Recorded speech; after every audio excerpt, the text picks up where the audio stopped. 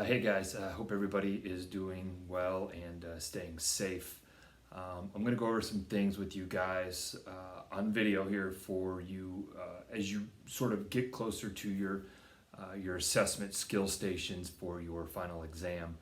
I'm going to emphasize and focus on trauma with you guys. Just a couple of things really quickly to remind you of. From my point of view, as a proctor's point of view, as an instructor's point of view, there's going to be certain things that we're going to be looking for when we test you guys for your final exam.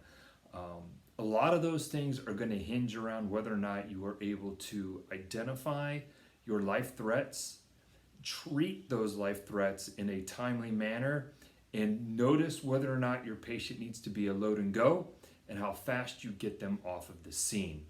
One of the biggest pitfalls that I see year after year of doing this is students take too long to recognize the fact that their patient needs to be on a stretcher, on a backboard, in the ambulance, and going towards a hospital. We're delaying that too much. So ask yourself the question, if you are addressing a life threat with your patient, whether it be an airway emergency, a breathing emergency, or a circulatory emergency, you need to be thinking about making your patient a load and go. If after you get through your primary exam of your ABCs, you're like, oh, my patient's still pretty much stable, I haven't really found anything that's alarming to me yet, then maybe we can stay and play a little bit, maybe uncover some of those things that we might be missing or we haven't really seen yet in order to investigate the injury or the complaint a little bit more. So keep that in mind, please, as you guys are going forward with your assessments. Also, another thing to remember too, when you're doing these trauma assessments, we are going to stop any life-threatening bleed that we see first and foremost.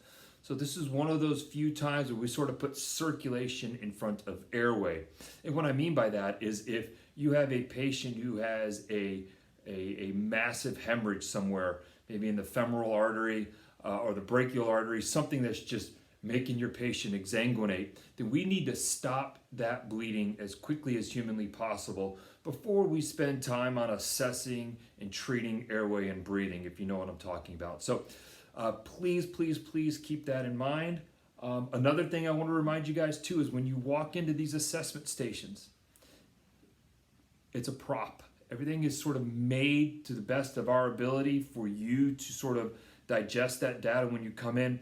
If you have questions about what you see, if you have questions about what the instructor or the proctor has told you, please make sure that you ask the questions in order to feel comfortable going forward with your assessment.